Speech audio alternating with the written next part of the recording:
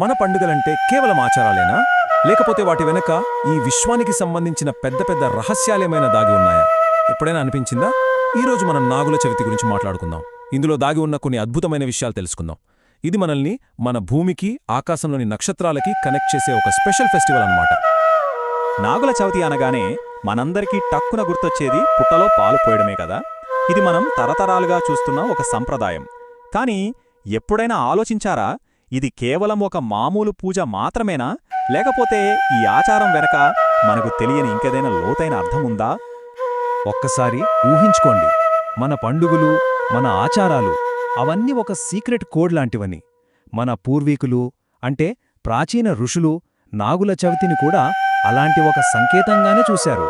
మన భూమికి, ఆకాశంలో మెరిసే గ్రహాలకి మధ్య జరిగే ఒక అద్భుతమైన కనెక్షన్ని అర్థం చేసుకోవడానికి ఇదొక తాళం చెవి లాంటిది. ఇది ఈ యూనివర్స్ బ్యాలెన్స్కి సంబంధించిన కథ. ఇప్పుడు మనం దాన్ని తెలుసుకోబోతున్నాం. నాగుల చవితికి ఈ విశ్వ సమతుల్యతకు సంబంధం ఉందనుకుంటే, మరి ఈ పండగొచ్చే టైం కూడా ఏదో యాదృచ్ఛికంగా రాదు కదా. నిజానికి ఇదొక కాస్మిక్ క్లాక్తో, అంటే ఒక ఖగోళ గడియారంతో పర్ఫెక్ట్గా లింక్ అయి ఉంటుంది. అది మన పూర్వీకులు ఎంతో ఖచ్చితత్వంతో అర్థం చేసుకున్న ఒక యూనివర్సల్ క్యాలెండర్ అన్నమాట. సాధారణంగా ఈ పండుగ శ్రావణమాసంలో అమావాస్య తర్వాత వచ్చే చవితి రోజున వస్తుంది. ప్రత్యేకంగా శుక్రవారం వస్తే మరీ మంచిదంటారు. ఇది క్యాలెండర్లో ఏదో ఒక తారీఖు కాదు. ఇది భూమికి, ఖగోళానికి మధ్య ఉన్న ఎనర్జీ ఫీల్డ్స్ చాలా యాక్టివ్గా ఉండే సమయం. ఆ టైంలో యూనివర్సల్ ఎనర్జీస్ని మనం చాలా క్లియర్గా ఫీల్ అవ్వచ్చని నమ్మేవారు. సరే, నాగుల చవితి రోజు రాత్రి ఆకాశాన్ని ఒక్కసారి ఊహించుకోండి. చంద్రుడు, బృహస్పతి, శని, అలాగే మనకు కంటికి కనిపించని ఛాయాగ్రహాలైన రాహువు, కేతువు ఇవన్నీ ఒక స్పెషల్ జామెట్రిక్ ప్యాటర్న్లో అమరి ఉంటాయి. అదొక ఖగోళ సంగీతం లాంటిది. మన పూర్వీకులు ఈ అలైన్మెంట్ని గమనించి దీని ప్రభావం మన భూమి మీద ఖచ్చితంగా ఉంటుందని అర్థం చేసుకున్నారు. భూమిని ఒక జీవమున్న గ్రహంగా భావిస్తే దానికి కూడా ఒక ఎనర్జీ ఫీల్డ్ ఉంటుంది కదా. అలాంటప్పుడు ఈ గ్రహాల అమరిక ఒక పెద్ద కాస్మిక్ మ్యాగ్నెట్ లాగా పనిచేస్తుంది. అది భూమి యొక్క ఎనర్జీని అటూ ఇటూ లాగుతూ దాని బ్యాలెన్స్ని దెబ్బతీసే అవకాశం ఉంది. అదొక కాస్మిక్ డాన్స్ లాంటిది. అది భూమి యొక్క రిథంని సెట్ చేయగలదు, లేదా డిస్టర్బ్ కూడా చేయగలదు. ఇంతకీ ఈ మొత్తం కాస్మిక్ పజిల్లో ఈ పాము కథ ఏంటి? దానికిక్కడ ఏం పని? సమాధానం ఆ పాము సింబాలిజంలోనే దాగి ఉంది. ఇక్కడ పాము కేవలం మనం పూజించే ఒక జీవి కాదు, అది మన గ్రహం యొక్క జీవశక్తికి, అంటే లైఫ్ ఫోర్స్కి ఒక ప్రతీక.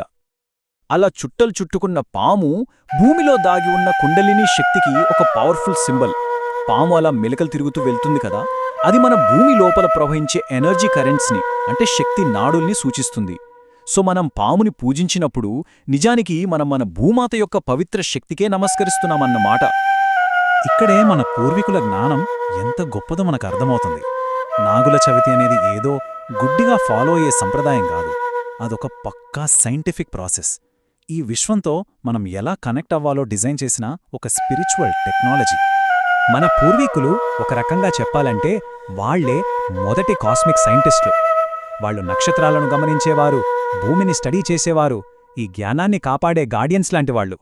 ఫస్ట్ వాళ్ళు అబ్జర్వ్ చేశారు, తర్వాత అనలైజ్ చేశారు, ఆ తర్వాత అచ్చం ఒక మ్యాథమెటికల్ ఫార్ములా లాంటి పర్ఫెక్ట్ పూజా విధానాన్ని క్రియేట్ చేశారు.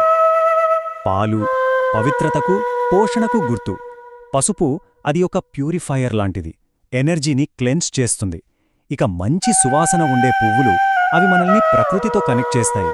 ఇవన్నీ కేవలం సింబల్స్ కాదన్నమాట, భూమి యొక్క ఎనర్జీ ఫీల్డ్ని హీల్ చేసి బ్యాలెన్స్ చేయడానికి వాడే పవిత్రమైన పదార్థాలు. సో నాగుల చవితి రోజున మనం కేవలం ఒక దేవతను పూజించట్లేదు, మనం బ్యాలెన్స్, హార్మోనీతో నిండిన ఒక యూనివర్సల్ డాన్స్లో పాల్గొంటున్నాం.